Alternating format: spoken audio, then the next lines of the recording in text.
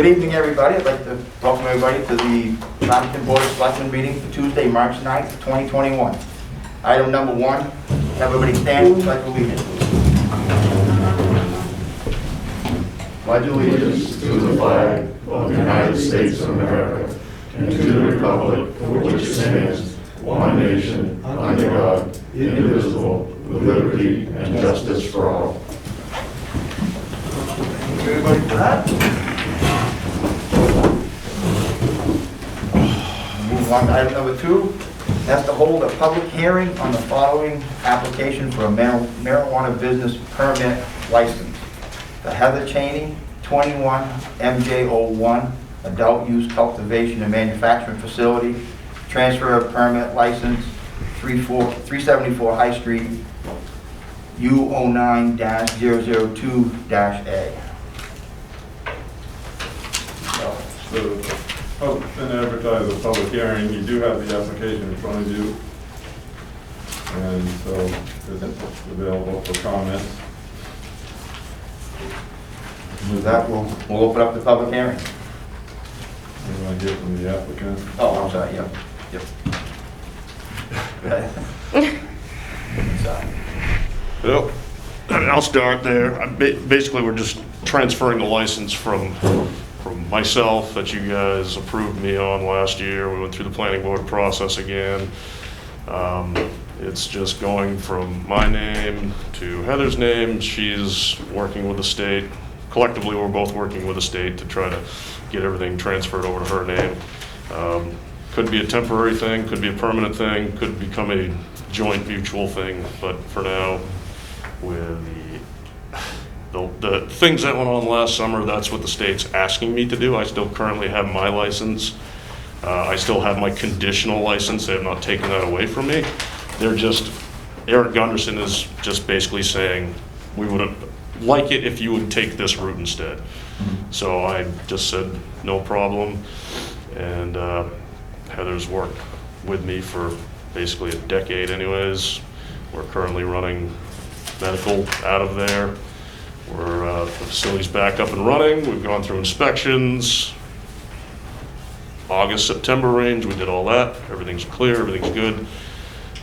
So at this point in time, I'm just basically handing the torch over to her, and hopefully you guys are good with that and approve that. And that's it. So. Yeah, I guess, you want you to take public comment. One, I did include in your packet a memo from code enforcement that states that the original applicant still owes $16,250 as of August 13th, 20 for that location, which is up for renewal at the meeting. And there are also other renewal permit fees that are overdue for Wilton Road and Corner Road totaling $2,500. So the applicant owes the town a total of $18,250 in overdue fees. The ordinance says you don't grant a license when there are fees outstanding. So whatever you want to do, you can grant a conditional license, but hold on to it until these are paid. You need to be paid, everybody else is paid. That's all I got for you. Okay. Yeah, well, that's high up on the list of things to do, obviously. I certainly wish that we didn't have to, the state took a year from the time that we were originally granted through the town to even make it happen. Of course, we've had the conversation before, so I don't expect any changes, unfortunately, but it's going to take the state 90 to 120 more days probably to go through the process to get her the license, to get the metric system fully set up. So I totally understand that in between now and then I have to get this paid. And my goal is to do it probably the next 30 days. My goal is to have done it by now before this meeting so that you didn't even have to say that. But it'll get taken care of. I know it has to, and that's the bottom line. So it's high up on the list.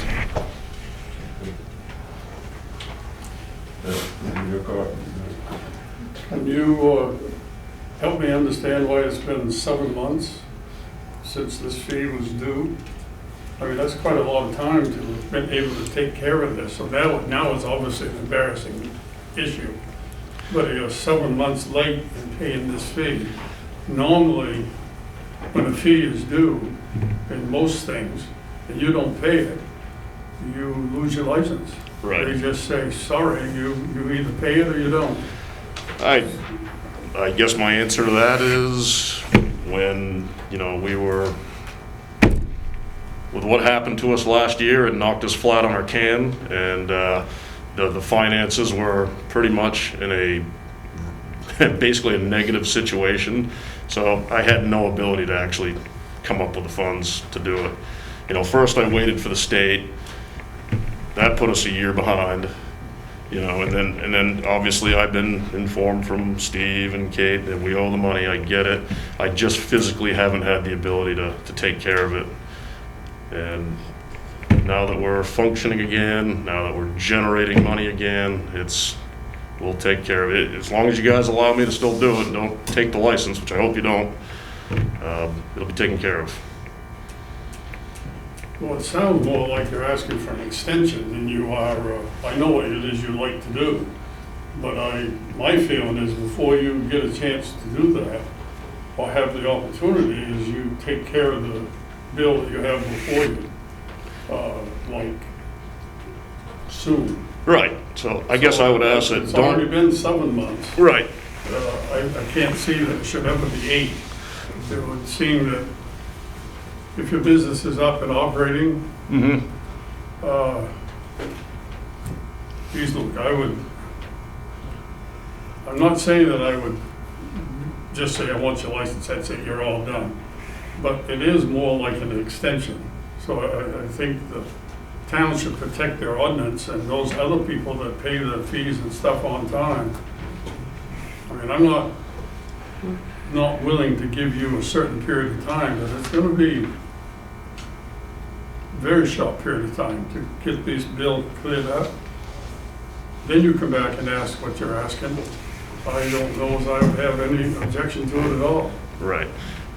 I would ask that if you could give me a conditional use with obviously I have to pay it before I can so if you guys could approve it with the stipulation, and if you want to put a timeline on it, I understand that too, that this does not go through until you're paid. So we don't have to come back and do this again. That would be my ask of you guys to do that. I can take care of this in about 30 days. It should have been done by now, but we've had a couple of setbacks. We literally just got back up on our feet and became cash flow positive, like it feels like minutes ago. So what is the sense of urgency to have this done? the state needs to get this ball rolling for her to get that license. This transfer has to be approved right here first. Here, but you mean tonight? Or we have to? I can't I move. understand that we have to approve it, but let's say you take 30 days to pay your bill and then we approve it. That's the time for, that's what I meant by what's the sense of urgency. Yeah, I don't believe the state will allow us to move forward until it goes through this process of green light first. And then that's how it happened last time. There was a couple of flip-flop back and forth things, and then when they're ready to officially grant either myself or Heather the license, they typically will call you guys and say, or send a letter of some sort, are we complete? Is everything entirely done? All fees are paid, everything? And if the answer is yes, then I get pretty much a phone call from them saying, congratulations, you got your license. So it will be paid. I mean, I know I get it. And I think other people were behind as well. I'm not the only one that was behind. I don't know if everybody else is caught up or not. I know not very long ago, not everybody, there was plenty of people that hadn't paid yet, I think. That's been improving a lot. Good. But, you know, with that sign off you referred to that the state sends the town, you know, until things are paid up, we can't sign that, which you were essentially stating, so. Right. It's, Yeah. so. So what does the ordinance say, Steve, when What is the grace period for someone that doesn't pay the fee on time? We don't have anything per se. It would just be traditional custom of when things are overdue, and we've been trying to send regular notices out, statements. And we've had pretty good compliance. Some owed more than others, but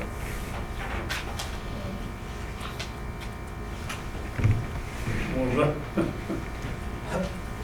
I'll let somebody else speak.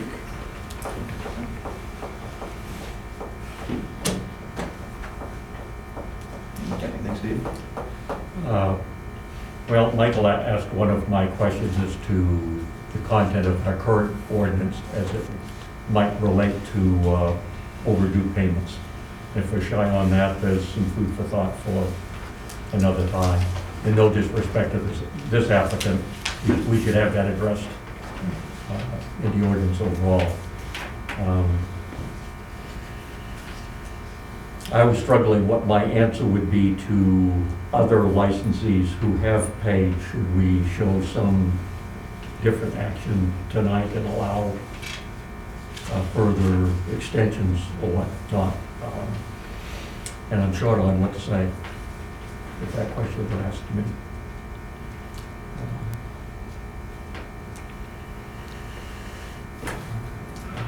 At this point, I'm inclined not to grant the license until some further action is taken on the amount due. I can't see how to be any more fair to those who have paid than to have the same standard.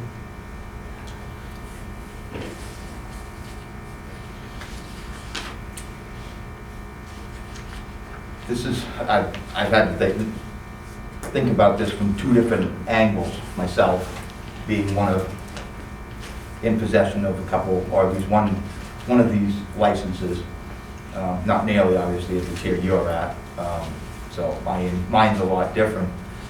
But I also had to look at it from this chair, from that point of view, and like Steve was saying, the fairness to the other applicants.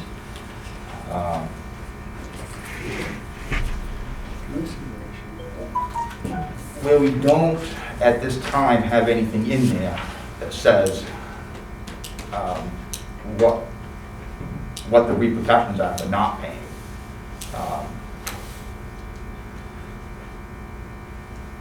I had tossed it around, and I think I would be okay with okaying it tonight with the understanding that it goes no further until you're paid in full. I could live with that. Yeah. Put a timestamp on it too, and I don't, if you guys want to narrow it tight, I'm fine with that. Sorry to interrupt. Oh, I'm sorry. What good does a conditional, should we issue a conditional license or renewal and then contingent on a 30-day payment of the bill? Does the conditional have any, does that do what he needs? Well, that's between him and the state, I guess. I don't know. What do you think, Steve? well, Scott, could you? I was just thinking and writing too much. Could you repeat? Just give me a synopsis of your Should question. we offer a conditional contingent on the payment within 30 days? Is that going to help him move forward? I think it's exactly as Luke said, that will. That combined with the time frame. So you could say it's conditioned upon payment in 30 days. If it's not paid in 30 days, it's null and void. Probably see me here in a week, Yeah. taking care of it. I like that language. Absent any more clarity in what our current permitting process is, I can follow that line. But we need to clarify this for going forward, again, as to what our position should be, make it clear to any applicants. the rules need to be spelled out. And we've been into this process long enough now. I think it's time at some point in the future to relook at these rules and Especially where there have been several that have been delinquent, and Yep. there's been no effective way to do it. But granted, we did get a strange situation hit us, but hopefully there'll be no more COVID or anything like that, but on that, I would make a motion But you have to, to close the public hearing Oh, we first, have to because close- Yeah, we're still there's no not. more public comment. I haven't heard any public comment. if not seeing any, I'll close the public hearing. on that, I would make a motion to go ahead with the conditional contingent on a 30-day payment in full.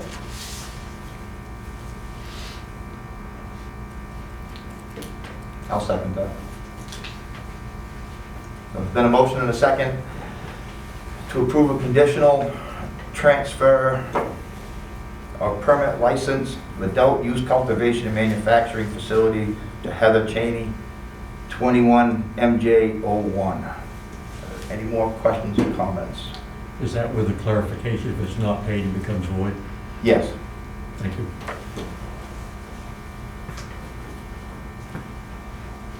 Not seeing any, we're ready for a vote. Mr. Smith? Yay. Mr. Bunker? Yay? Mr. Fogg? No. Mr. Landry? Yes. All right. It's a 3-to-1 vote, so it carries. So, 30 days. 30 days. No, good luck. Thank you. We'll take care of it. All right, moving along. Item number 3, review and approve the proposed 2021 sewer departmental budget and establish sewer rates. Richard? Well, we have our excellent department heads here, and they've done a great job as usual. And I'm sure they'll answer any questions you might have, but it's really pretty routine. Not too much out of the ordinary, but again, we can answer any questions you might have. I'll call your attention to the last page on the spreadsheet that's attached. And you see the total budget request is $1,028,331.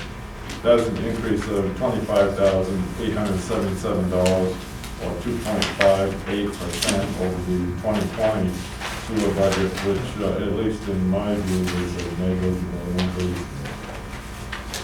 They can explain.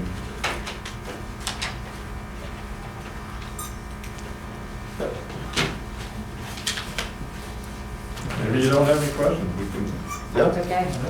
there won't be any change in the rates, I can tell you that. There won't be. That's good. Matt? Steve, go ahead. Stephen Mavers. I just enjoyed just a quick highlight, trying to look forward on major projects, challenges, things of that nature, to have us thinking ahead.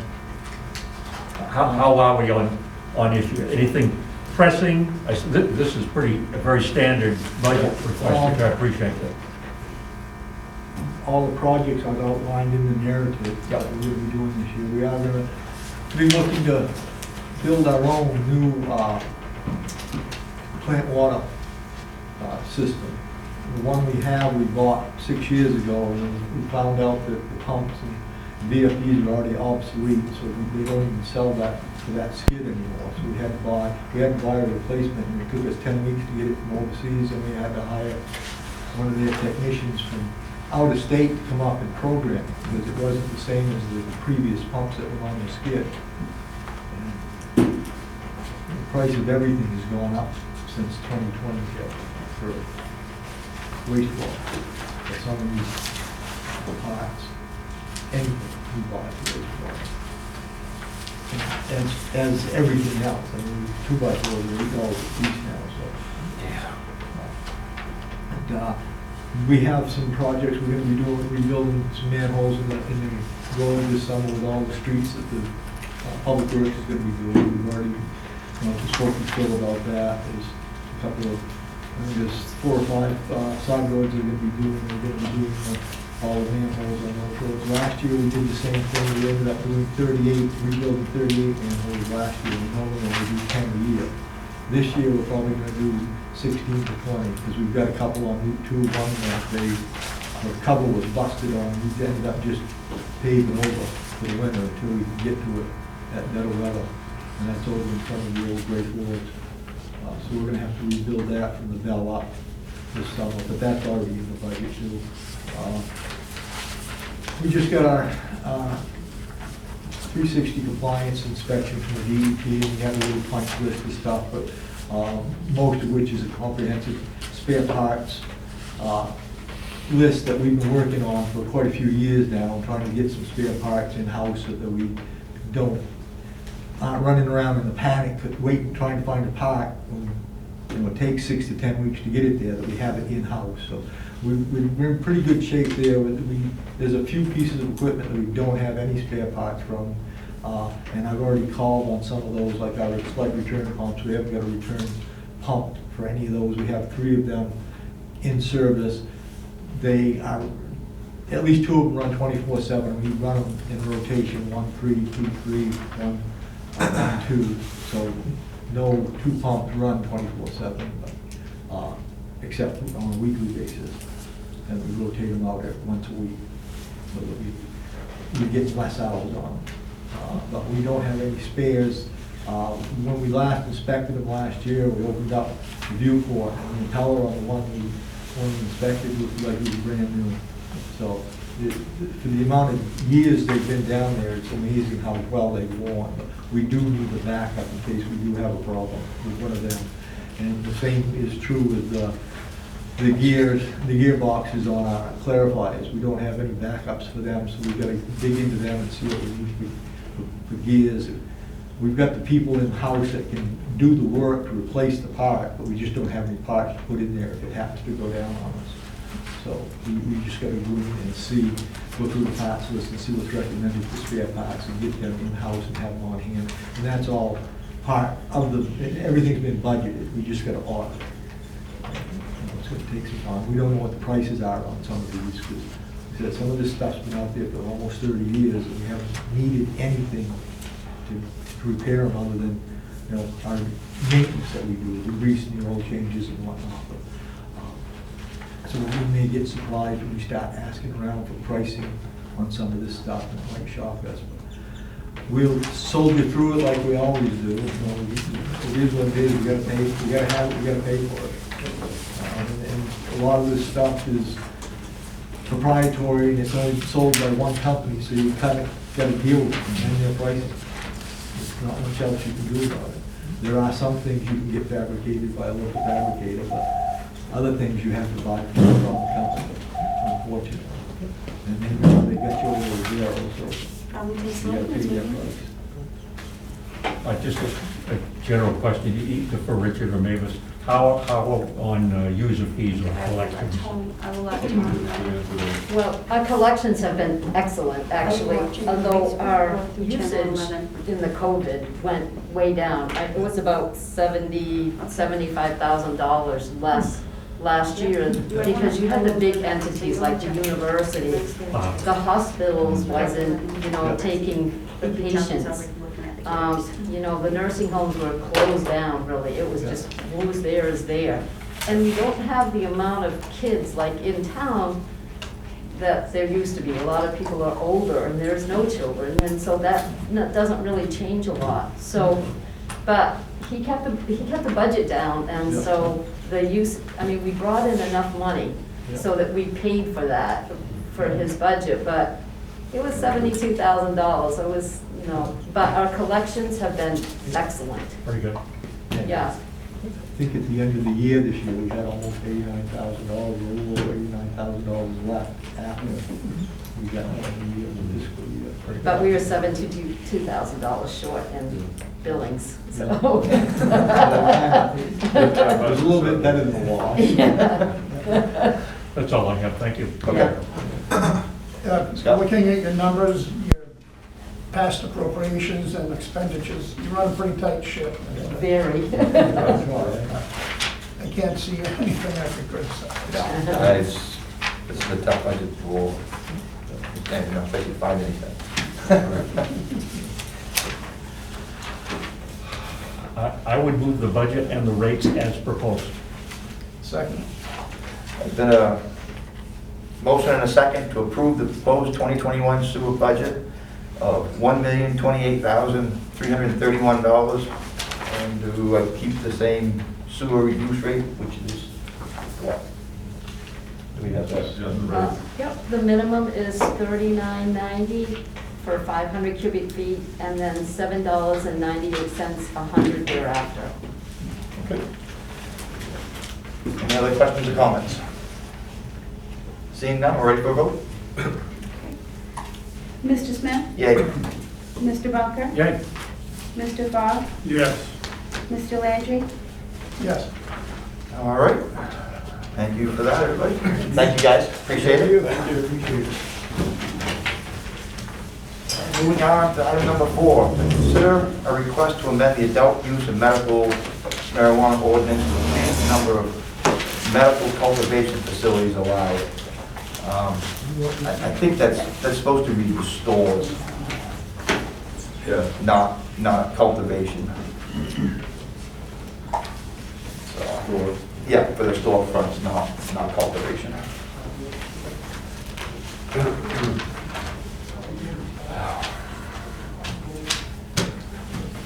Come on up, Corey. All right. You got anything to add before you start? Come on No, I provided you an excerpt from the ordinance that tells what permit licenses are required and the limits. And there are, in the categories of stores, there's 7 allowed, a total of 4 adult use and 3 medical. You can see from that. Steve has also provided you with an update on where we stand in terms of the licensing and who's, where they are in terms of the state licensing as well. So, this request is coming from Corey. There are, as I understand it as well, Steve can answer this, there are other people who are waiting in line for licenses, and maybe you know what that number is. Yeah, I'd say about 8, spread out over the different categories, grow, manufacturing, and stores. A couple of each.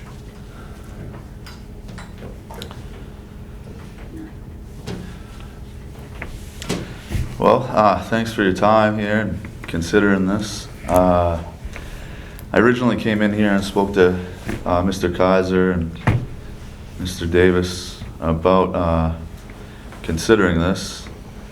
As you know, like COVID came and affected some businesses. I ran the pawn shop for many years. I think, 8 now? And I've done my best job to run a great business. I'm sure Mark Bowering would come in and second that. We worked with him for years, and COVID put us in a situation where we had to close the doors. I don't know if it's because out-of-staters stopped stopping by, or it's almost like only people that came in needed loans, and nobody was buying stuff, and it was time to move on. So that brought me to the next idea, and that was to put a storefront where the pawn shop is. I think not only for me, but others, it would provide jobs with grow facilities that would provide more jobs. I'm just asking for a little bit of favor here. I helped recover a lot of stolen items from this town. And Mark would come in and say that, I'm sure.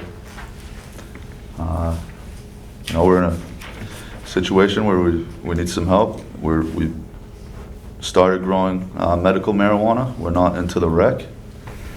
I do know some people want to get into rec, and if that's what you guys open up, if you do, I'd be open to that as well.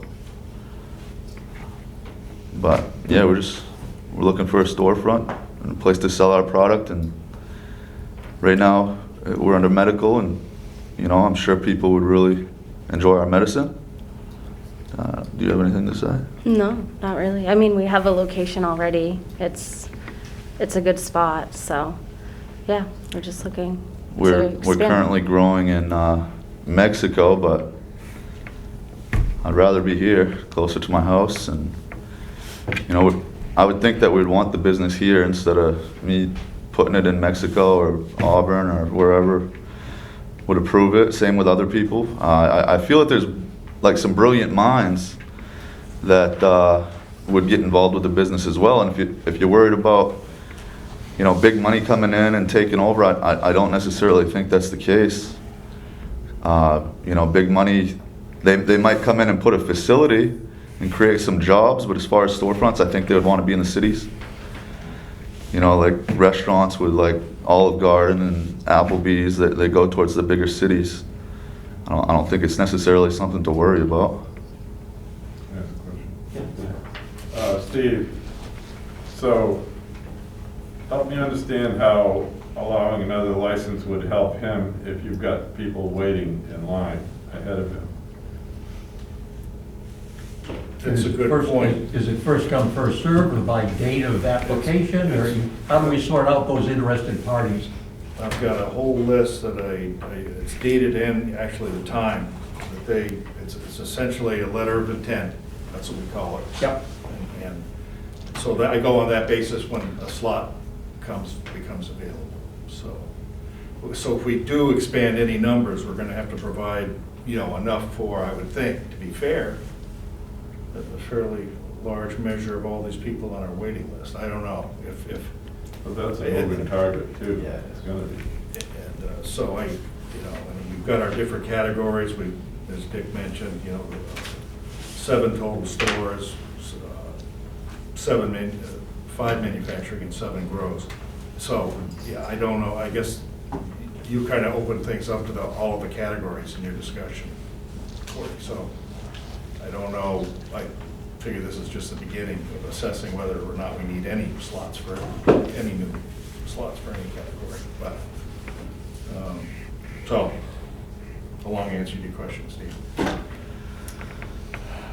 So Steve, when you, back several years ago, when we toiled and pulled our hair out and grappled with this policy and set the number at 5, at that time, I would think that it could have been 2 and it could have been 10. Or none. But we settled on none, exactly right. But we decided to implement a policy, which some towns don't have at all. But we implemented a policy and set it at 5.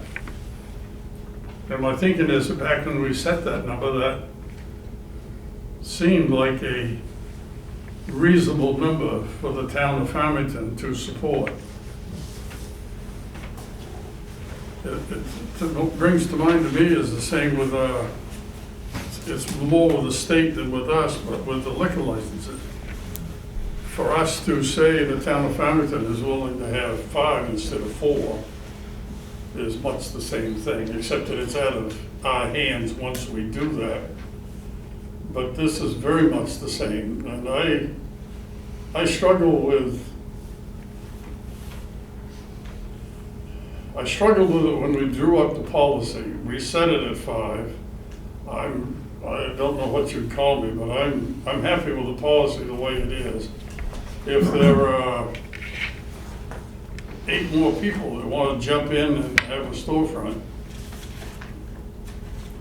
wow. I know what I might tell them, but it would be probably inappropriate for me to say that here, but Farmington is limited to 5. New Sharon, Chesterville, Wilton aren't. We have to have 7 stores, Mike. For stores.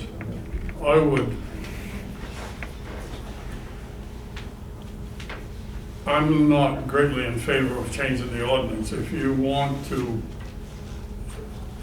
I'm not in favor of changing the ordinance this way. This gentleman comes in and asks us to add one to it, and then we do. I'm not in favor of doing that. If you want to go back and re-look at the ordinance at another time to rewrite it, because I think we got a little rewriting to do with fees also, then that's what I would propose that we do is go back and look at the ordinance, change it. Another year, it may say, and at that time, you could indicate to us how many are in that waiting list and convince us that 5's not enough for Farmington anymore, but I'm voicing my opinion. And that would, and I think you probably just heard it, so I'm all set.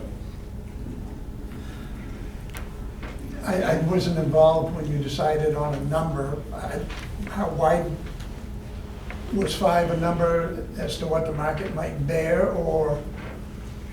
I think it was more just, it was a conservative number because we didn't want every other storefront to be just that.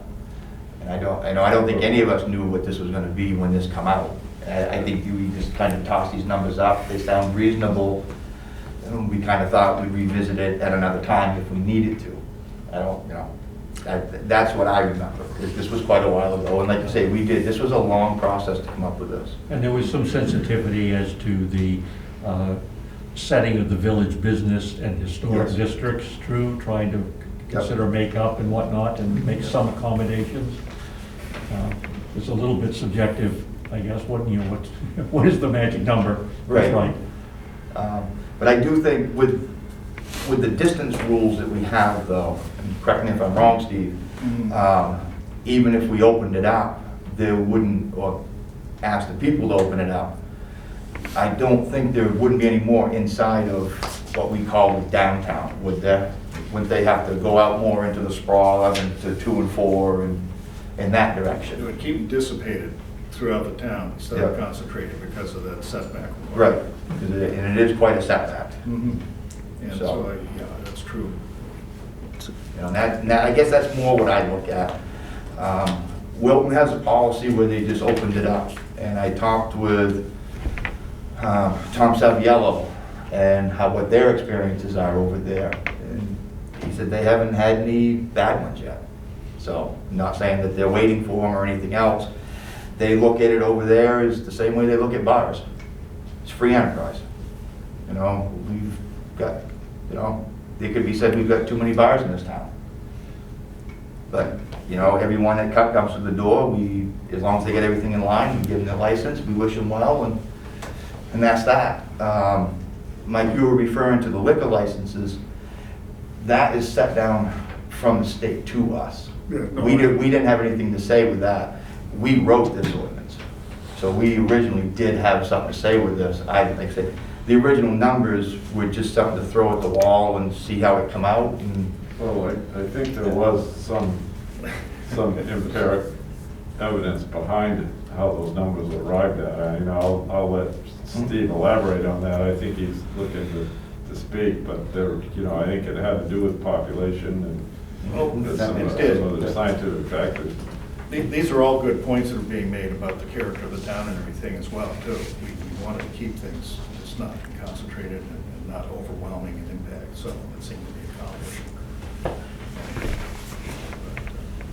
and if this was to change, it would be done through a referendum vote as well, right? We can't sit here and say, yep, we're gonna open it up. No, We'll open it up it tomorrow. would require a town meeting vote. Right, that's, But I know a lot of work went into this ordinance, and a lot of examples from other communities were looked at all over the country. So it wasn't just a spitball thing to come up with these numbers. and I didn't mean it like that. No, We just pulled them out, I knew there was some behind it, but it's more of the unknown.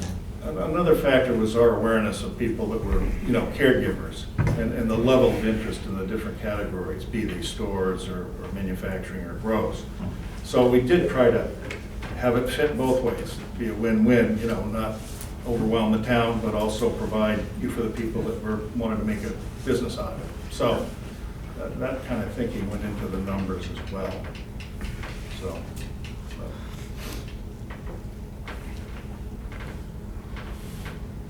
Steve, just out of curiosity, and Corey, what zone or district is his current address in? Where does that fit? I'm pretty sure he's Commercial, isn't for village business. Yeah. Village business? Yeah. Because we go back, I think, along that side. on that corner. Yeah, it's village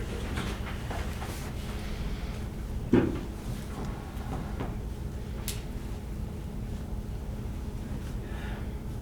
Steve, you've got it broke out of how many people are waiting for storefronts versus grows versus, I do.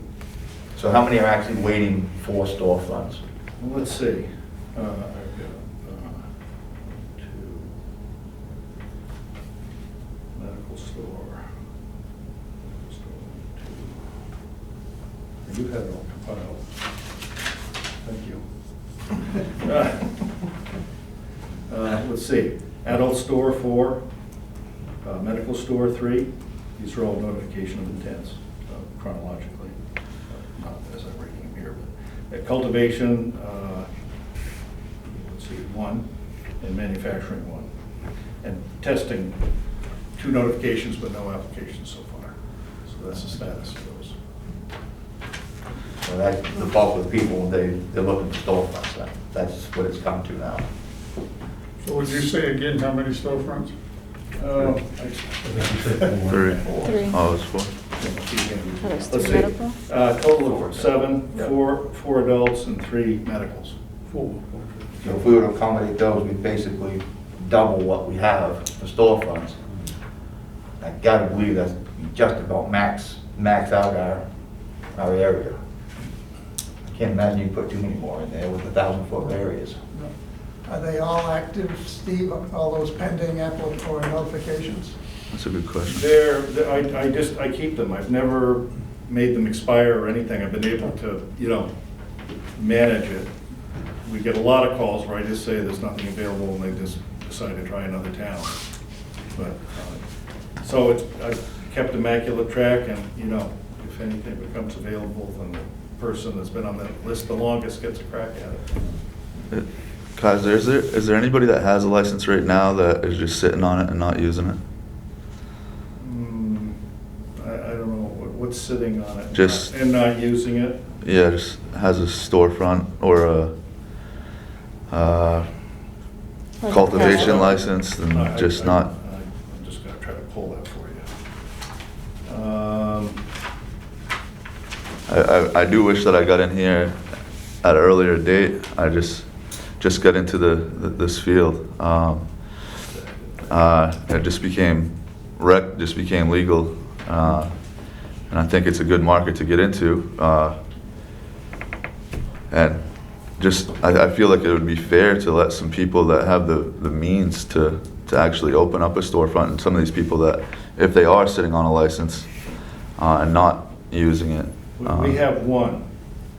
It was the one on the corner of Knowlton Corner Road and the highway.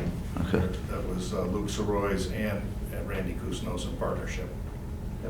And what happened was after the event last year, I got a call from Randy saying that things.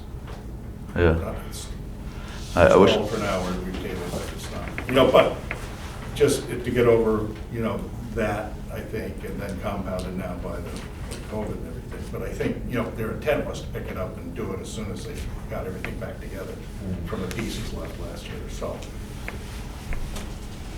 Yeah. I wish I was fortunate enough to come in here when all these other guys got involved. It's nice for Heather to be able to come in with Luke because she knows him well, and then get a license. And Well, he has that license, so he can I understand. transfer that license. I understand. It's not a matter of, he can transfer it to anybody. I understand. It's a fortunate. It's fortunate.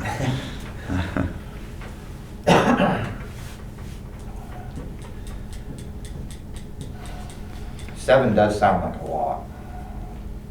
But unlike the cultivation, unless you put a great big sign out front, most people don't know that they're stores. There's no smell attributed to them or anything else.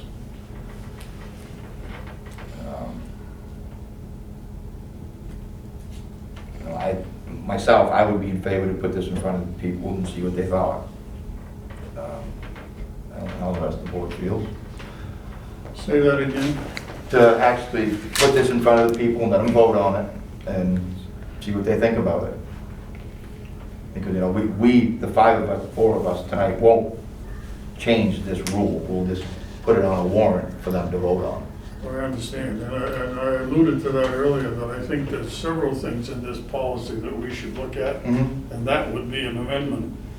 So, and I strongly believe we should look at it. And then any amendments you make to it, then has to go Right, do it all at once. to the people, so do it at the same time. Yep. I mean, we don't need to vote to amend it, we can agree that this is some amendments that need to be done. Or we can vote if that's what you want. I just don't want to amend it. Either way, it has to go to a town meeting. That's right. This doesn't give any specific number, it just says amend it to increase that number. So Right. that, a 1 is an increase. Obviously, 2, 3, 4 is too, but that's, I don't know how you want to treat it, but that's how I would I do it. mean, in order to accommodate his request, you'd have to increase it by 3 at least. I'm sorry. By 4, you'd have to increase it by 4, because you've got 3 waiting. Actually, That's a big increase. is Corey, he's one of the 3 that are waiting though, right? His name is on the Yes, list. Yep. yes, I've got it. Okay. Is one of them me? I had called and I had spoke to you too. I had given you my name. You said you were gonna put it on a waiting list. Name? Jessica Boudreaux? No? No, because I have everybody here too. I No? Oh. don't recall that.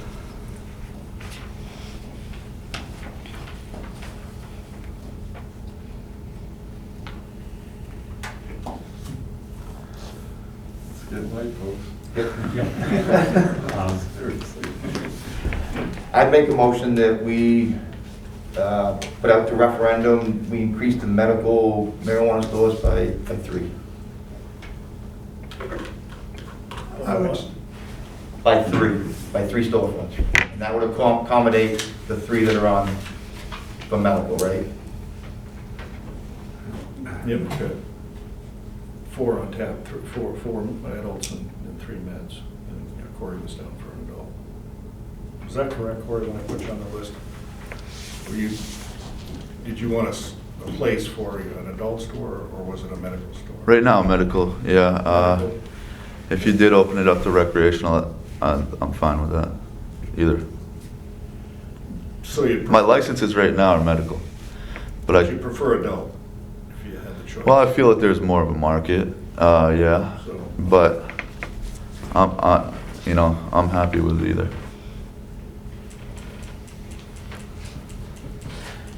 Well, I'll back up on my motion. What would you, Steve, do you have any recommendations on this? Yeah, I guess, and we're just focusing on the stores, because that's seemingly where the most interest is right now, so.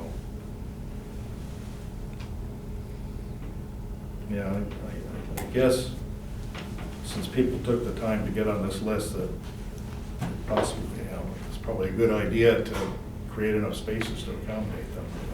Is that- Where do you stop? I mean, That's every true. time somebody comes in and wants one, you're gonna increase it. I That's don't true. usually, I feel strongly about this, I don't usually express my opinion on these things, because I know it doesn't matter, it's not my decision, it's up to you guys, but personally, I think we have enough. There was a lot of thought that went into this ordinance, and I don't see a reason to increase it.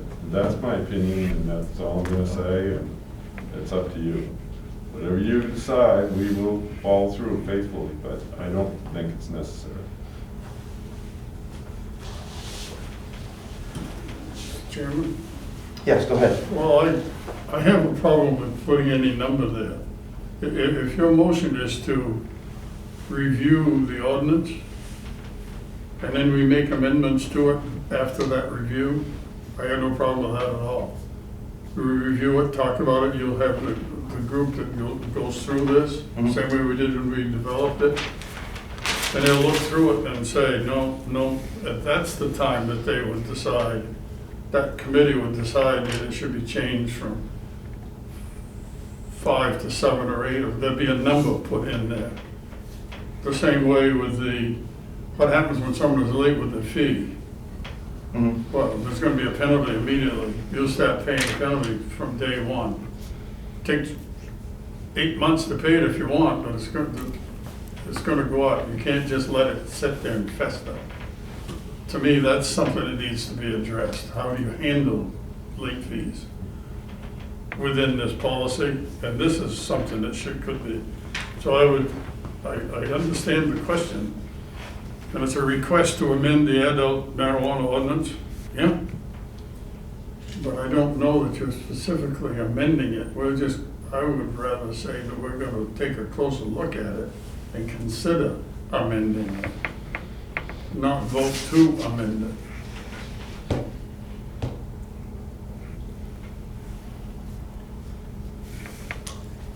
Mr. Chair? Yes, go ahead. In listening to people who are involved in the business, there's a feeling amongst many that the medical could get squeezed out of this eventually because of the rate of taxation by the state. You might want to consider what happens as these medical licenses want to convert to an adult use. So maybe it's a good time to take a look at the whole picture and try to plan for something like that. I believe the state allows a one-time transfer. I don't know if you guys want to base yours off what the state's doing. A one-time transfer. From rec to medical or medical to rec. Yeah. Having, and everybody knows I am in this field as well. The state is writing new medical laws as we speak. Well, they've written it. One of the things that they've come up with is if they enact it, is if you're a caregiver, you have to have a storefront, or you cannot sell your stuff. And that will effectively take care of every caregiver in Farmington, but 3. That'll make them so they cannot sell their stuff. That's one of my, not goals, but that's why I have the interest in this to begin with, trying to get ahead of what the state's bringing in. Because like Scott said, I believe as well, within a few more years, the medical is going to be pretty much gone. They're going to either tax it or just rule it right out of existence.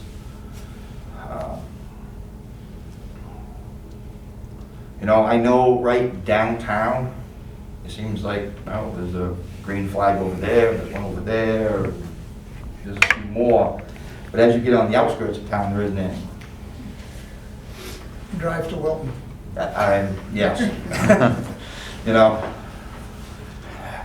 Well, I'm not saying I want store after store after store after store. I do believe that with the setbacks, between businesses, nonprofits, schools, that it would severely limit where we would put them anyways. I do understand what you're saying, Richard, as far as, we just don't want to saturate everything, and that I don't want that either. I feel like we are already. We have a reputation, you may know, and a lot of that doesn't have to do with storefronts, but it has to do with the odor. Right. And cultivation facilities, processing. And with the stores, we don't have the odor, but regardless, anyway. I don't know, I guess, like I said, I'm willing to put it out in front of, let people vote. That's just my opinion. So, or do we set and say, okay, we're gonna put this aside for a month and we revisit the whole thing and make needed changes as code enforcement sees fit. That would be my preference, to deny this one without prejudice for this evening, but set a date and time for staff to brief and discuss with the board suggested changes to the ordinance, if any.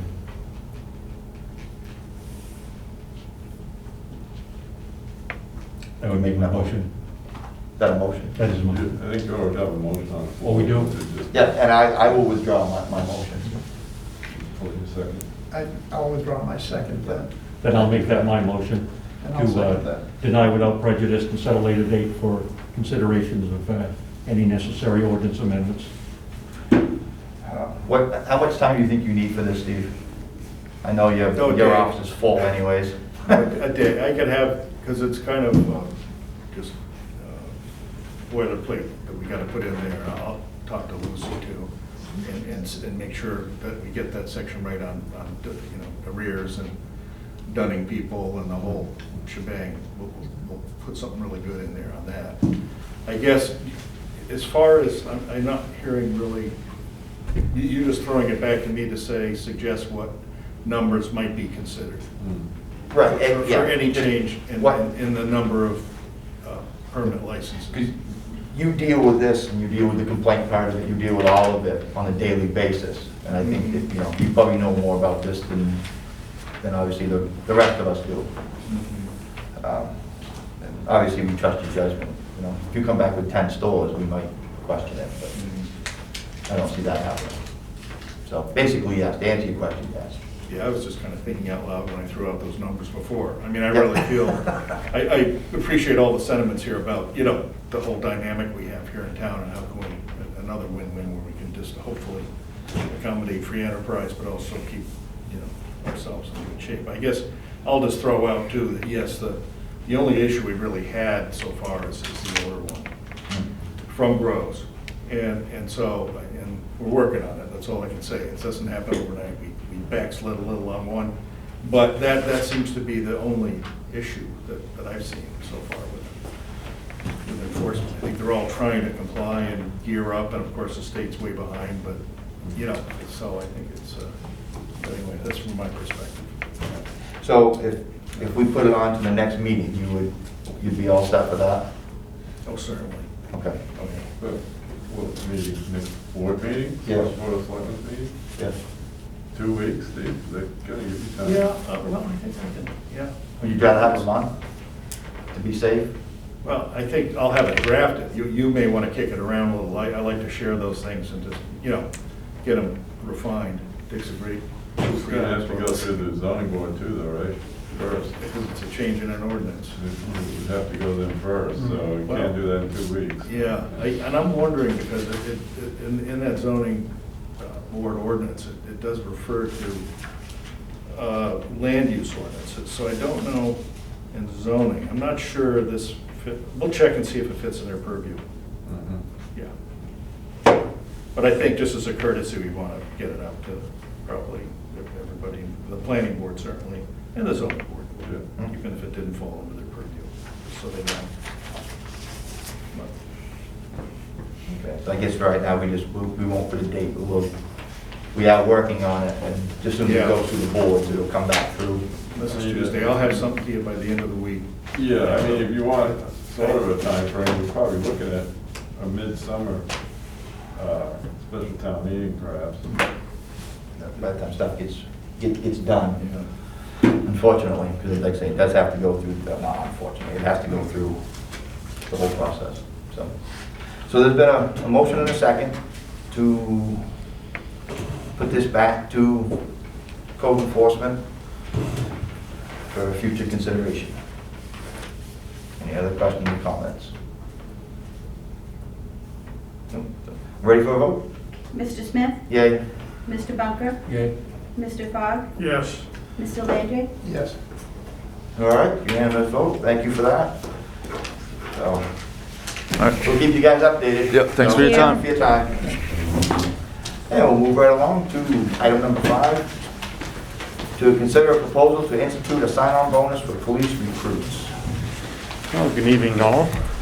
You have a memo from the chief in your packet, I think it's pretty self-explanatory.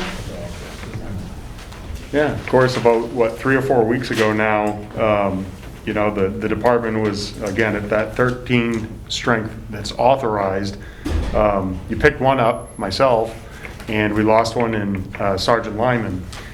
So that puts us back again to a position where we're 3 staff members short. We don't have a detective. We're missing a supervisor and another patrolman.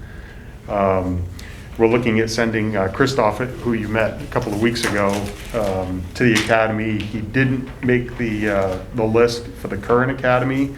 We're hoping that he gets in. He looks to be in a good spot to go in the fall. So looking ahead, that's another challenge, is that anybody hired now that still needs to go to the academy might be looking at next spring or even in the fall. I think the current backlog is about 114 potential candidates with a 70-person class. Definitely, just the people who are on the books at the academy waiting now are really looking at spring of next year. There's a significant number. So, what we're looking to do is the same thing that most departments are doing, which is how do we get people on the road relatively quick, and that's to hire or encourage application from those officers that have already been to the academy and are full-time certified. I kind of lump them into the two groups like you see here, where there are those who have graduated over, at least 5 years ago, who are basically free and clear, kind of a free agent status, and then those who are less than 5 years who we have to reimburse that department that's sponsored. Starting if we hired someone right out of the academy, took them away from their department, we'd owe that department up to a little over $40,000, and then it's reduced by about $8,000 each year until the end. So what we're proposing is something that's been tried, probably, I don't know, between 5 and 10 years ago is when we first started hearing about sign-on bonuses. Right now, doing a cursory look through the list of jobs that are open, one of our neighboring communities offers a hiring bonus. I located a larger Southern Maine department who offers a $10,000 bonus. Of course, they have a lot to offer. They have a lot of positions. They have a lot of growth potential and different specialties that are attractive to new officers. So somehow we've got to compete with that, and I've talked a lot about trying to sell what we have here as a quality of life as well as a quality of service. So what I'm proposing is a sign-on bonus of up to $8,000, which of course would be prorated, as you see in the memo. And then with consideration for those that have not been to the academy, still offering them some sort of a sign-on bonus, but that would be reduced, acknowledging the fact that they would likely have some sort of a buyout, so they'd be a little more expensive. Maybe I'm saying too much. If you have any questions, I can leave it open for that as to why we're looking at what we hope to see come out of this. Chief, how about the third category, although I may be reading this wrong? How about the recruitment of a brand-new untrained officer? No. Have you considered an incentive for that?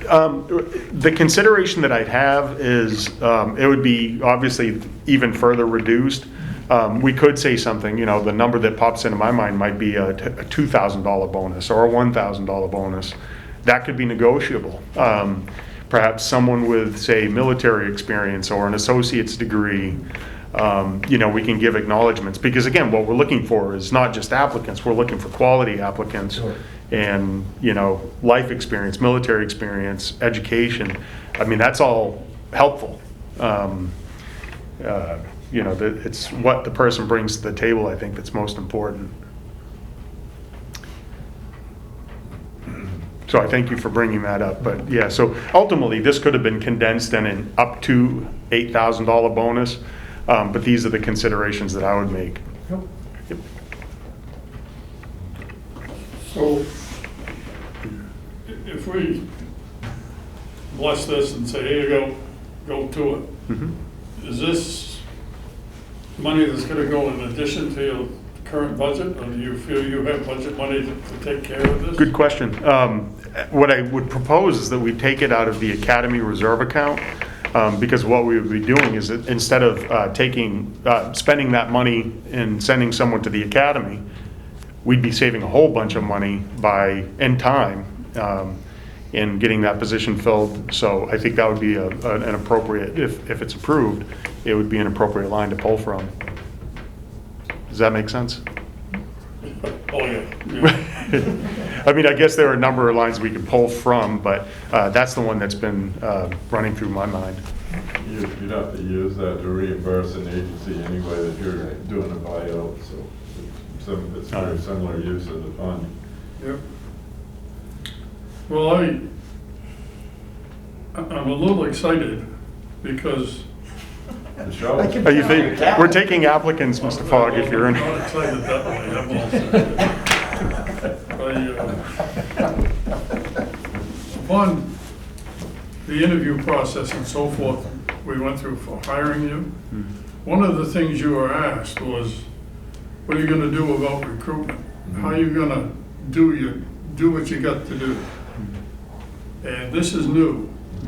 This isn't something it's new. And it's not new to the world of police hiring, but it is new to this department. And I commend you for coming up with something that may work to get those recruits to consider Farmington over Waterville or wherever it might be. That seems like we're kind of trying to move in the right direction, and it would be not behoove me to say shouldn't be doing that. I think it's an excellent idea, and I hope you have enough guys that you can, applicants that you can utilize this, and that it works. So, good job. Thank you. Well, I'm not quite as excited as Mike was. But my question was the same. What line item were you going to take that money from? And I think it's an excellent idea. And I would make a motion, if there's no more discussion, that we allow the chief to go ahead. He may want to refine the third category that was brought up a little bit, but Up to $2,000 for totally non-credentialed. And having it timed or stepped, like you see here, Yeah. upon acceptance, upon a completion of whenever. Mm-hmm. Like given here. Good idea. I would second that motion with one comment. Tell me off the top of your head, is there any need for or any merit in an incentive for current employees to recruit someone in, one of our own, to say, I pulled somebody from town A to come here? Is there a need for that? Well, I would take away that part because we don't want the reputation of stealing. But no, I see what you mean. No, actually, it's a piece that's been in the back of my mind, but I haven't really put on paper yet. But that is common. As a matter of fact, I believe state police does offer some amount.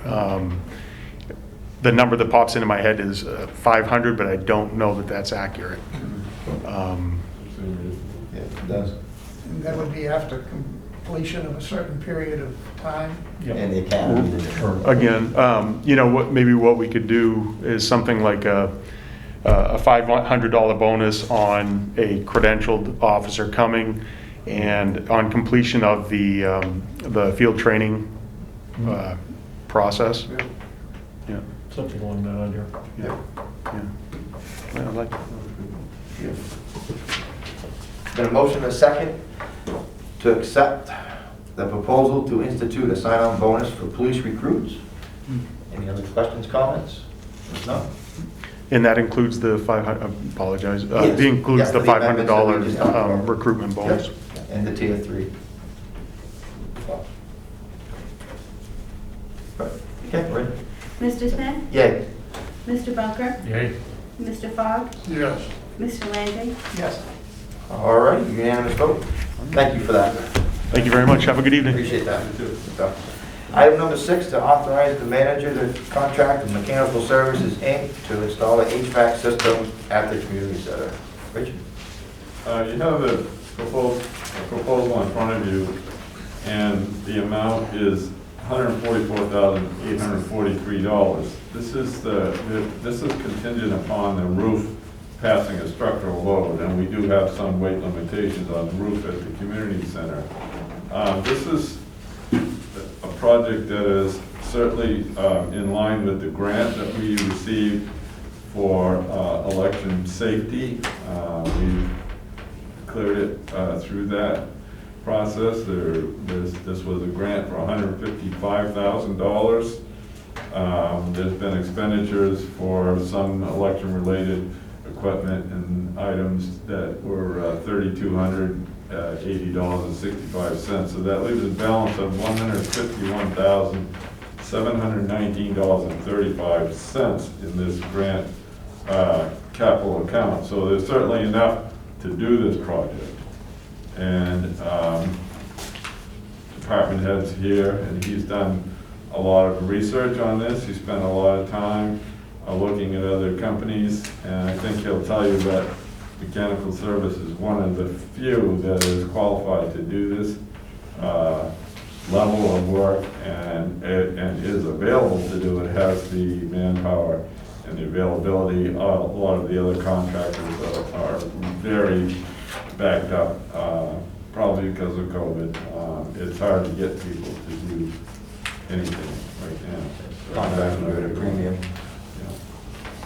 So my recommendation is that we go ahead with this. There's no really strings attached to this grant. That's the beauty of it. We can just spend the money for qualified purposes, and this would be one certainly. Improve the airflow at the community center and efficiency. And he may have just said it, but I couldn't quite hear, but did we have bids from other Well, contract services, and this is the one we're picking? yeah, it wasn't a formal bid process, but, you know, Matt's here, and he did talk with other contractors and trying to find ones that were A, qualified, and B, available. And this is what we ended up with, the best match. We have a lot of experience with this company. They've serviced this building, and, you know, they're well known, so. Yeah, I can tell you real quick. We got in touch with Johnson and Jordan. They were too busy, which is just about what I heard from every other company because of state and like state facilities, school facilities upgrading for COVID. They just either they told me they didn't have the time. Train was too busy. Siemens, I got in touch with them. They sounded really busy. Said that they'd get back in touch with me in 2 weeks. They never did. I emailed them, never got back in touch with me. A few smaller companies that my previous assistant looked at were too small, and they didn't want to take on that big a project, or companies were too big and it was too small a project. The rec department always seems to be in that median area where we're a little too big for some people and we're a little too small for others. So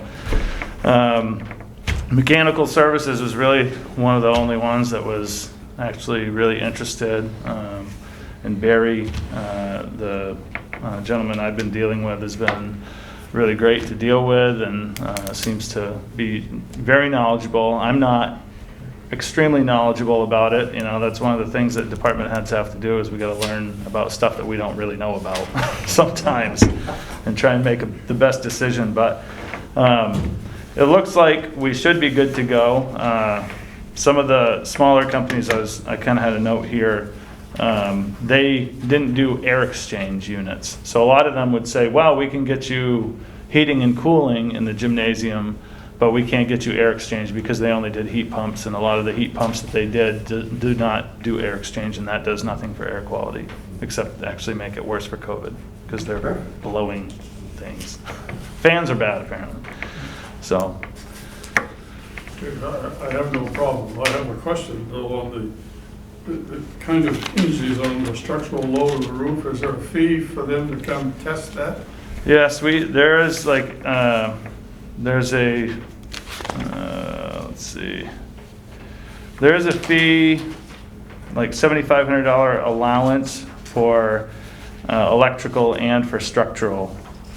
So, because they need to have someone come in and kind of structurally engineer, check it out, and then also kind of electrical engineer everything to make sure that we can do all of that. So, and to come up with plans. And that will be spent out of the grant. There are stipulations that I spoke with the town manager about this, and he kind of recommended that we make sure it says in here that if it does not pass, or if it's gonna cost $80,000 to make the roof able to hold the new units, that we can back out. If all of a sudden we find that there's some huge extra cost to it. So, Because it says right here in the quote, if the roof is designated not able to support new units, only costs incurred would be billed. Right. So, We haven't had that. so it's been a little bit of a frustrating process because it's either like, no one really wants to get back to you about anything because everybody's so busy with everything. That's a new way to do business. Yeah. Return phone calls are tough. So, especially in this industry, you know, it's, everybody's so busy right now. And we're getting down to a little bit of a crunch time with this because the funds have to be spent by the end of June, I believe. And then the backlog of equipment available and everything else. And, you know, we're hoping that even if everything passes and everything goes well and as planned, that we can still get the units in the time frame we need and have them installed, which it looks like we should be able to, but you just don't know what other organizations are going to start trying to get jobs going. Yep. So, This wouldn't be done by April 23rd, though. I don't believe so. I would be surprised. But, because I think he said there's a 2-month backlog on just the units themselves. That is right. So, What is the condition of the roof and what potential harm could they do to the roof? so it's not as much of like potential harm to the roof, like the structure itself. We have some structural analysis is done on it. I provided them with those reports. Their kind of knee-jerk reaction is we think we can make it work. And some of the kind of ideas were, you know, the units are a certain size and a certain weight, but with the way the roof structure is, you may be able to like increase the load, like spread it out. Yep. So, I mean, kind of like taking beams or like rubberized coated beams and stuff to put over the roof in certain spots to kind of spread the weight out farther to be able to have the roof maintain that. I was more interested in leak. Does the roof leak? Are they going to damage the existing roof surface? Well, I wouldn't imagine that they would. The roof doesn't leak currently.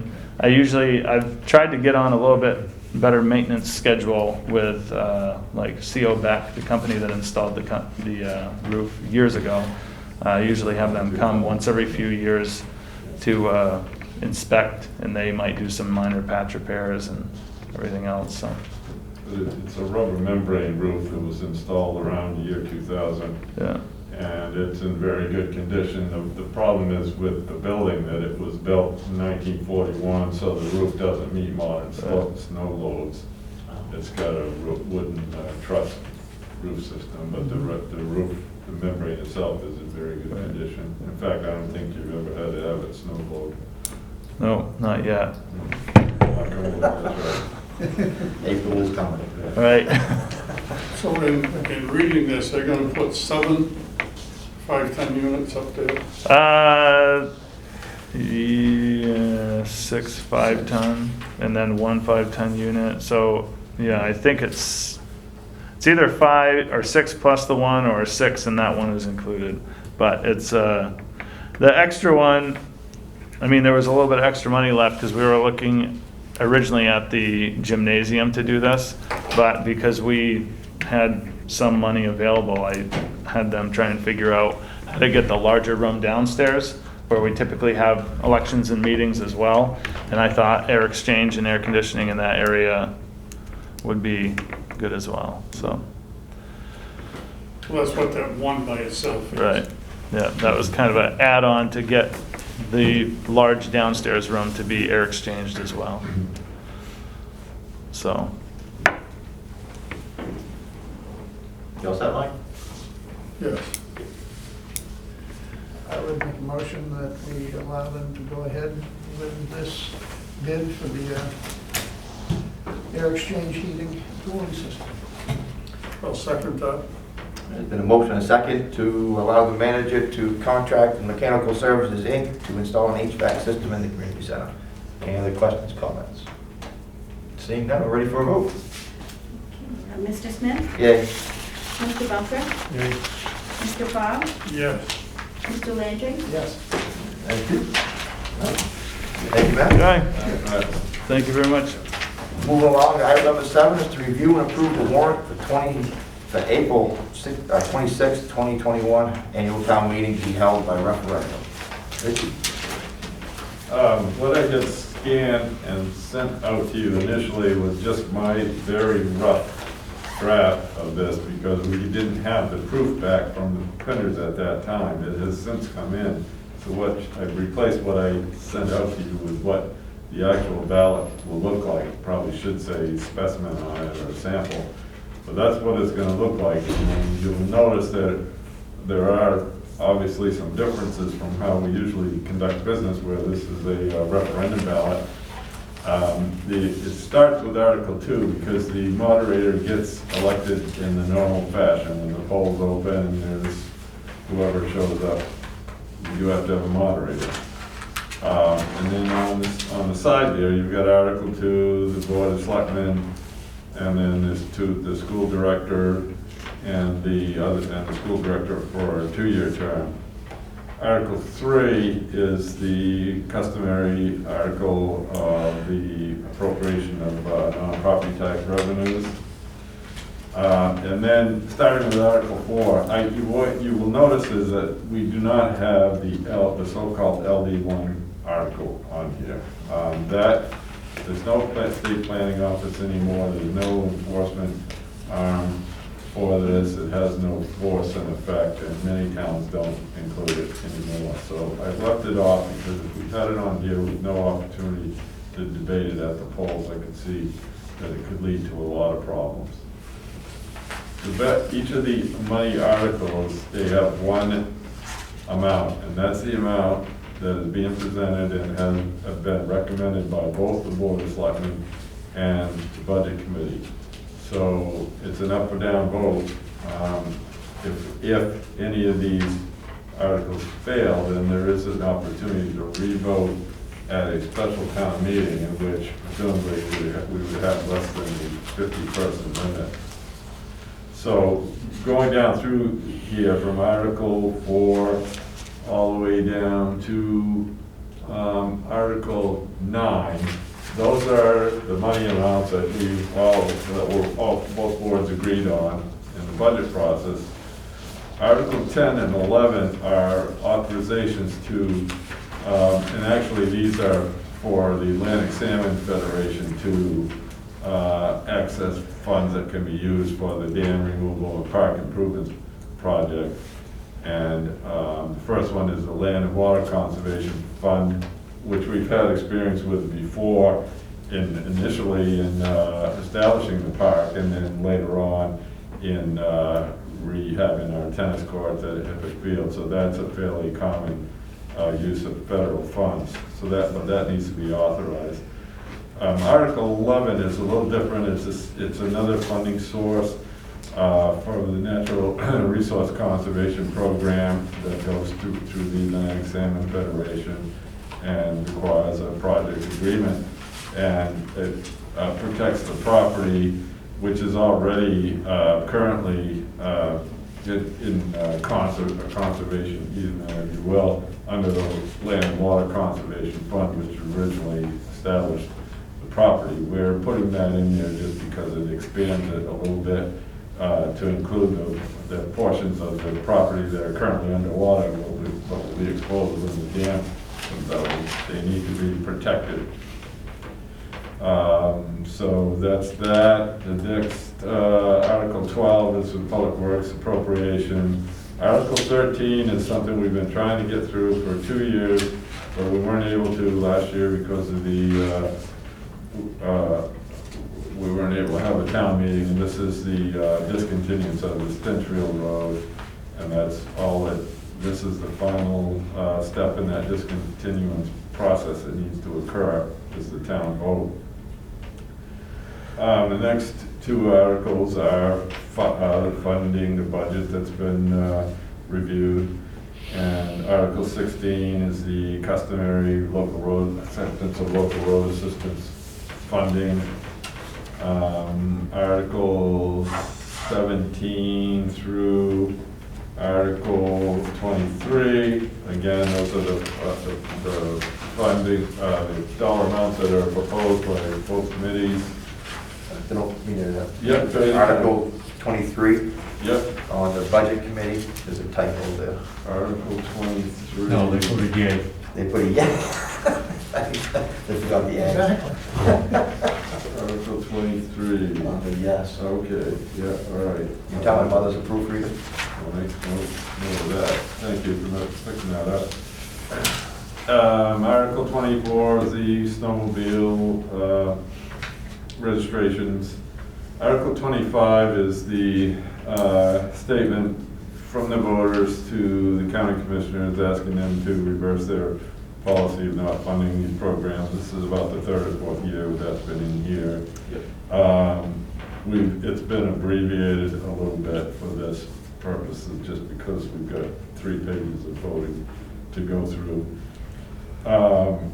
Article 26 is again, for the non-profit, the dollar appropriation for the non-profit agencies that we have customarily been funding.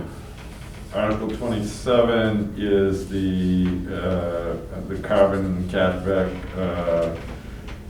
pricing resolution that you had reviewed and approved a few weeks ago. So that's on there as sentiment. Article 28, 29, 30, those are all customary articles. Article 31, 32, all of the rest of these are essentially, they are customary articles, administrative articles, if you will. There's nothing really out of the ordinary. I think we do have, find it. Article 33 is a little different. Whenever you issue tax abatements, they're paid out of the overlay, and that's always been understood that that's how you do it. But I did discover that the statute says it has to be voted on. And so that's included in here for the first time.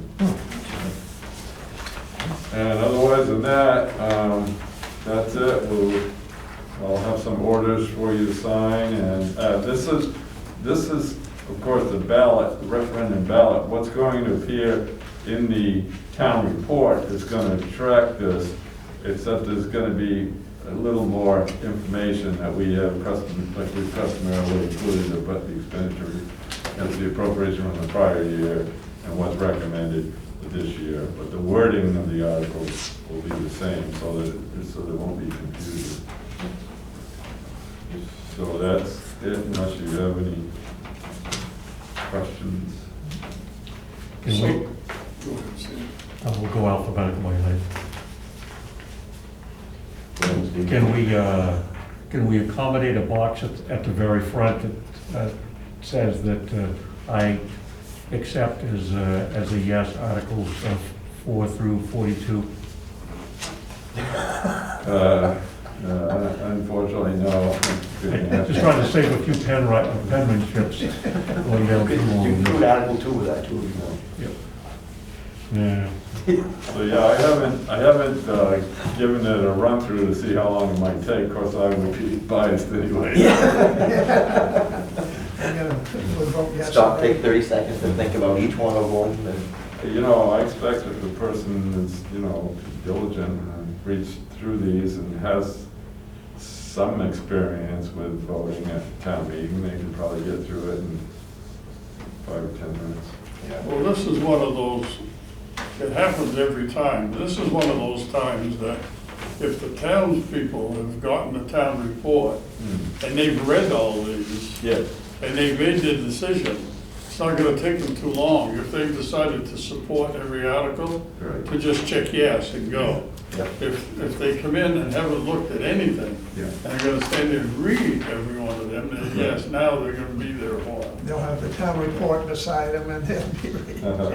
And plus, we'll also, I believe we're gonna have one informative meeting Yes, before all of yes, this too, and so that's- we'll be going over a lot of this too. Right, and that is required, a public hearing. I mean, it takes the place of the town meeting. If you have an open town meeting, that serves as a public hearing, but since you're not doing that, you have to have a separate public hearing, which we will have scheduled for, I believe it's the 13th of April, so. But that would be phone in, but that'd be like. They could, we've talked to them on Blue TV, and they've agreed to cover it and broadcast it, so, yeah, folks could, but you can also have up to 50 people in the building at the community center, as long as they're properly spaced apart. We just cycle through it. Wearing masks. And then how would you explain to the public and to Mr. Fawley when article, I'll just pick one. We'll pick a big one on the front page, 7, Okay. fails. Yep. So when you add them all up, but any one of them fails, Yep. the procedure then is what? Then the procedure is you schedule a special town meeting and hope you don't have more than 50 people show up, and you try to re-vote it until you get a number that passes. Would that be another referendum with just that question on it? No, I think, you can do it by a special town meeting, or a traditional town meeting. You just have to, it's the number of people. So you reword it, whatever you gotta do, and then how would they vote at this special I town meeting? think you could do that, or, if they're on the floor, at the floor, and they have the ability to debate, then, if the wording is the same, where the amount is in the body of the article, they can only adopt it at that level or some lower number. They can't increase it, which I don't, maybe we want to word it more open-ended so they could do whatever they want to do with it. We don't certainly want to tie the voters' hands. But they would have the ability, as they do at a regular town meeting, to debate the amount and propose amendments and, come to some agreement on an amount that they want to see. It's unfortunate in a way that you have 50 people making a decision for 7,000, but that's how it usually goes anyway. When you have 150 people show up for a town meeting, it's tough fewer.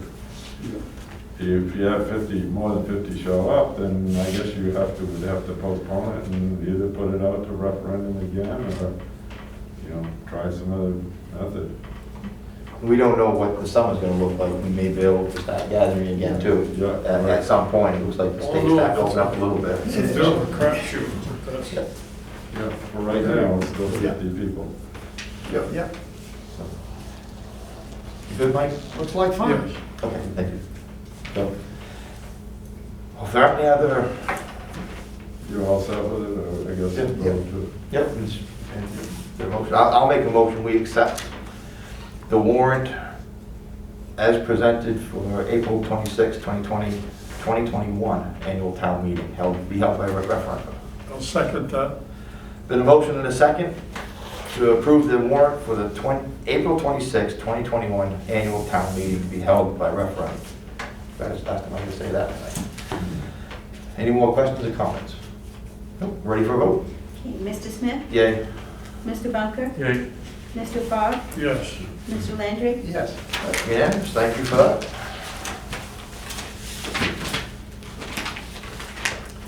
Moving on to item number 8, to adopt the new earned paid leave policy.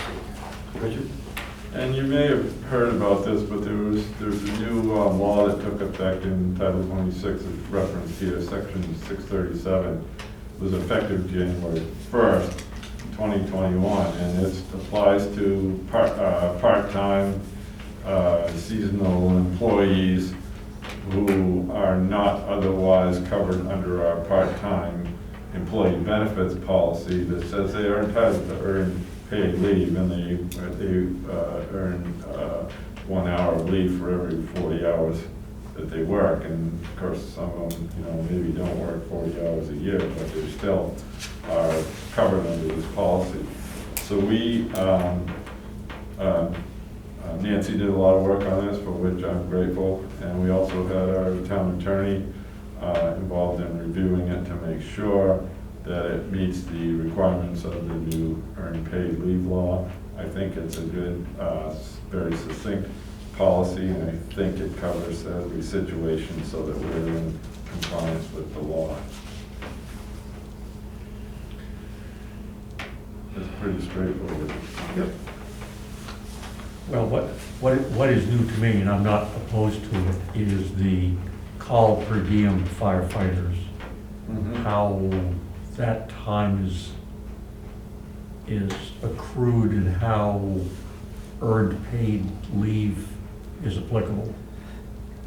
Well, I think that's where the rollover provision might come in, because if the per diem and call firefighter, well, per diem, they're easier to track because they work a regular established schedule. The call firefighters, I can't talk either, they're sporadic, and it's not known what their hours are going to be until they're paid out and quarterly, and then at that point you would just track it based upon how many hours they worked in responding to incidents or in training. Okay, so how would that call fireman, how would you generate the benefit to the call fireman? Are you giving me paid leave for, I'm on leave until the whistle blows? Yeah, it's pay, it's not, it's pay, and not time off, right, Nancy? She Yeah, wants to talk. you can opt to get a paycheck at the end of the year for the hours that you earned. If you got 2 hours, you get 2 hours pay. So you're banking it, sort of. You can take the next fire off. You accrued your time. That's why they call it earned paid leave, and not just earned leave. That's covered in item 6, on number 6 on the policy. Right. Interesting. That's a new one on me, for call firemen, for call employees. Well, Okay, and not I just and I think that's the purpose of the law. That's why the law was adopted, to provide this benefit to people who would not otherwise have one, that never had. So we would get a call fireman at some point in time. We would look at the total number of hours I responded and worked and training hours at the end of the year. Yeah. Divided by 40 gives me one increment per 40 hours. Right. And it would be paid out at whatever my hourly rate is. That's exactly right. Year end or something. That's Okay. exactly right. It's, the fog is starting to clear a little bit, so. Couple of cups of coffee. So it actually might be an incentive for firefighters to respond and to attend trainings, and when they might not otherwise, if they know that there's a little monetary bonus. I was thinking the same thing as you. Well, sorry, Nancy. You can wait till, you don't have to take your payout like the first year. Say you got 6 hours the first year. You can wait until you hit the 40. In that year, take the 40-hour paycheck, should you choose to. I'll bank on that Caribbean cruise. Yeah. I've been anticipating here. Good, that's what I'll have, thank you. I do agree with you, Bill. I appreciate this. Might be a good way to entice, some people who come in who might not. So, I'd make a motion, we adopt the new earned paid leave policy. I'll second that. There's been a motion and a second to adopt the new earned paid leave policy. Any other questions or comments? Seeing none, go for the vote. Mr. Smith? Yay. Mr. Bunker? Yeah, Mr. Fogg? Yes. Mr. Landry? Yes. Thank you for that, that's unanimous. Moving on to item number 9. Not that we have a choice on complying with federal guidelines. Well, stay there. Oh, state, you know, It does make it easier though. Item number 9, to approve an expenditure of $5,500 from the Public Works Equipment Reserve Account to purchase a state surplus 2013 Ford F-150. Richie? I heard from Phil that our foreman, Jim Kiernan, lost a transmission in his truck. It's a 2008 Ford F-150 pickup. But that's not all that's wrong with that truck. The panels and the rear body are all rusted out. They've looked around to every major body shop, but none of them does restoration work. They only provide new panels. The frame and engine interior are in good shape, but the rest of the truck is pretty rough, and you might be able to get $500 on it for, surplus. So he's had that pickup for 5 years, and the sticker's going to run out in May. The cost of repairs will probably exceed the price for a new truck in good shape. Or not a new truck, but a surplus state truck, which I believe that one was initially. Oh, no, I don't think it was. I think they bought it, but it's local from a used car lot. So Phil checked with the state, and he said they actually sent his mechanic. They've got a large inventory because they haven't had any public auctions because of COVID. So our mechanic found 3 trucks that looked worthwhile, the price ranging from $4,700 to $5,500. What he's recommending is this 2013 Ford F-150 extended cab. It's got no rust on it. It's got a new inspection sticker. Does have 169,000 miles on it, but appears to be highway miles. Everything is right with it. It's a deep green color, almost black, so probably a game warden or conservation department vehicle. And all the trucks that you have available have roughly 160,000 miles on them, no matter what the age is. That's when they decide to get rid of them. But the price of this truck is $5,500. So and the money would come from the equipment reserve account if you decide to approve it. I make a motion to approve an expenditure of $5,500 from the Public Works Equipment Reserve Account to purchase a state surplus 2013 Ford F-150. Yes. I will second that.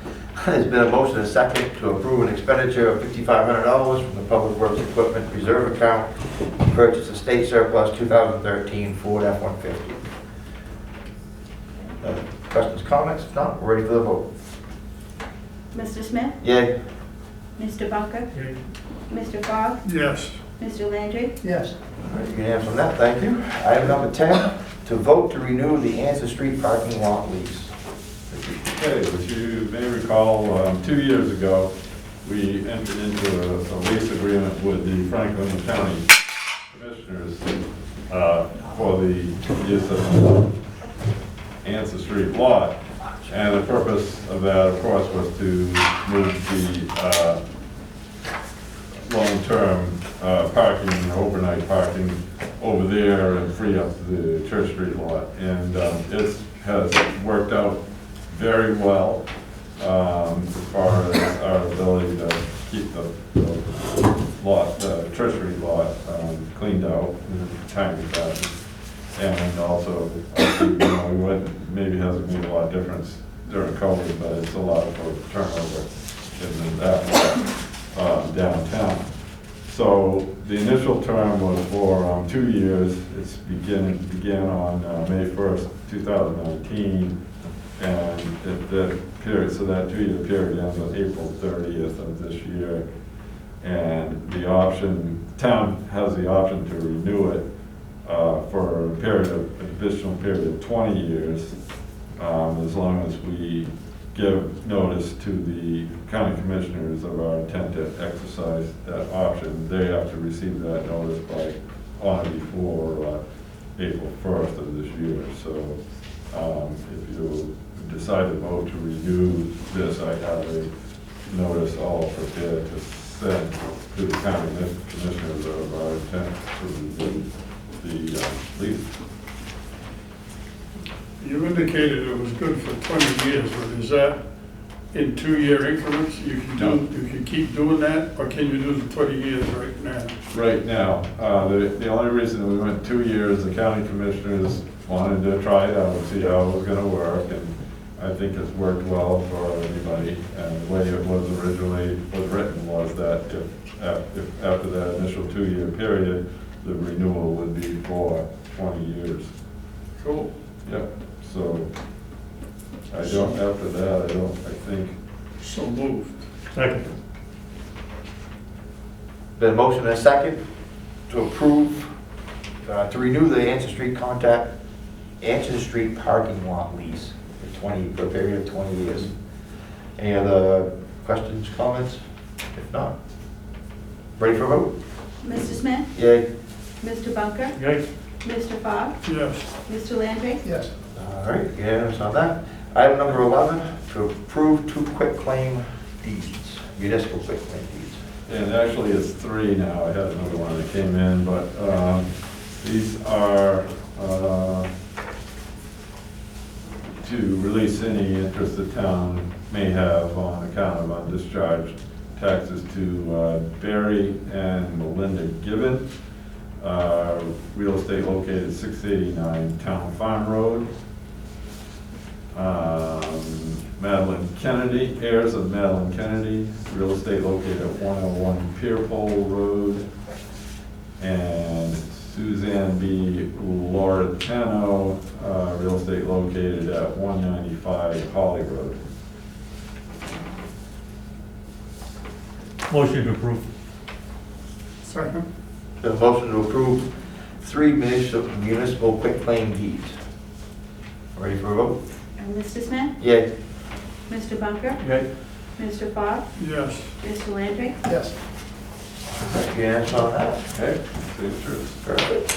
While we're doing that, well, hold on a second. Can't do too many things at once.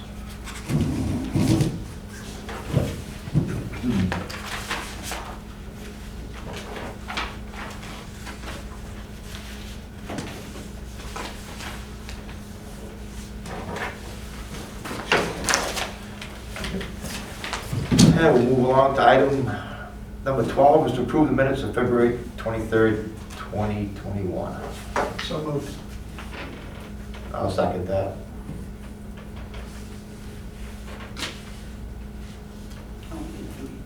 Mr. Smith? Yay. Mr. Bunker? Yay. Mr. Fogg? Yes. Mr. Landry? Yes. All right. And item 13, discuss other business. You have anything, Richard? Just a couple things. You approved the amendments to the purchasing policy at the last meeting. What I had given you was just a draft, and I do have a final version here that requires your signatures.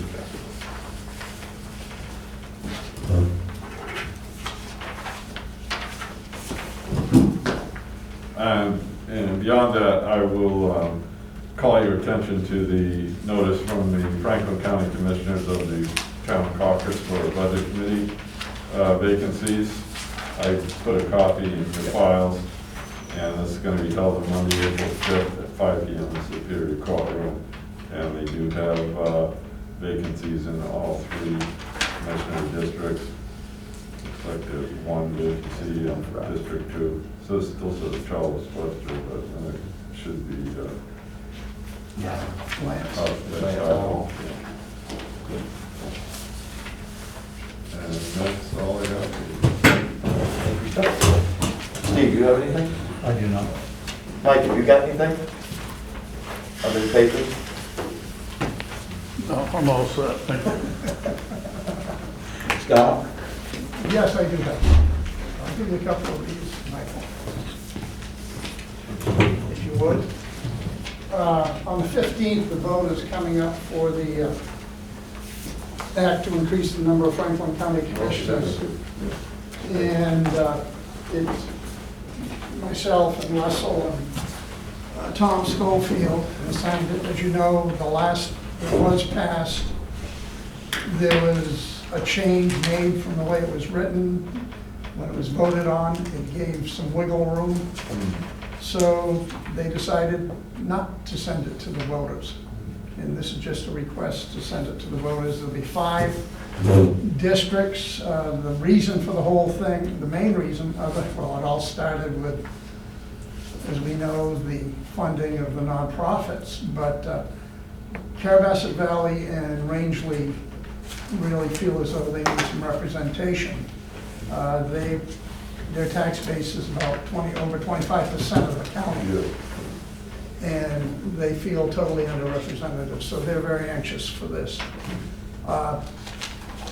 It would be, the districts are pretty well divided in there, but there would only be one commissioner from Farmington, where the last one, they had one in potential in West Farmington, one in Farmington. Yeah. But it's equity, you know, it's a nonpartisan thing. I'm sure it'll probably be 5 Republicans, but that's fine. Every district needs representation. Agree. And if possible, I'd like to get a letter of support from us for this. Looks to be well thought out.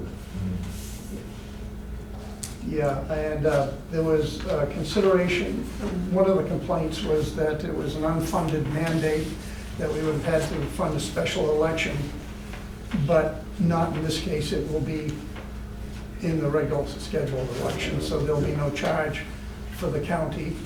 One of the arguments I had heard was, well, this is gonna cost us more money because we're gonna have 2 more commissioners. Well, they get $12,000 apiece, so we could take that $36,000 and divide it 5 ways instead of 3 ways. You get that much, Steve, for what you do. And more. Yeah. My only concern is and I've said this for a long time, is they need a better meeting space that will accommodate the public, and they need to meet at times that will accommodate the public as well. Exactly. At 9 o'clock on a Tuesday morning. The time is the biggest deal. Yeah, I and don't know where they would meet though. I'm sure they can find a place. Upstairs, maybe. Yeah. Photos. Yeah, and if they have to, they can rotate. Strange concept, But not foreign. yeah. But with just 3 people making the decision, you don't have a lot of interaction. You have more of a power group. Agree with that. Yep. So you're seeking a letter of support? Yes. I would so move that motion. I would second it. Good. Thank you. So, got a motion and a second to write a letter in support of the changing of county commissioners from 3 to 5. Any more comments, questions? Anything from you, Mike? Awful quiet over there. I'm waiting for the vote. I'm in favor of it. It's a wicked good idea. Would you like me to draft something for you folks to sign at your next meeting? Is that what you're thinking? Yeah, it's the Yeah, you 15th. would- We may have to sign it before then. Work something up, sending it to us, and then we could send it electronically to the committee. That'll be state and local. Okay. I'll try to- Thank you. Okay. Mr. Smith? Yay. Mr. Bunker? Good. Mr. Fogg? Yes. Mr. Landry? Yes. All right, thank you for that. Thank you for your work on this, Scott. This is long overdue.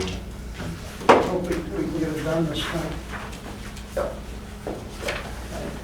Do you have anything else? No, I wish, I'm all out of votes. I have been,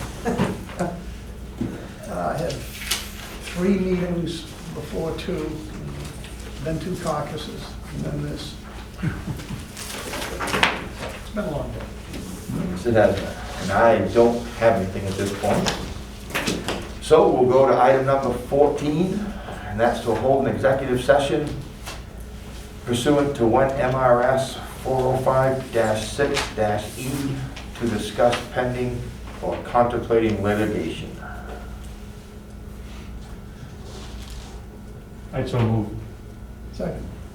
A motion and second to go into executive session. Mr. Smith? Yay. Mr. Bunker? Yes. Mr. Fogg? Yes. Mr. Landry? Yes.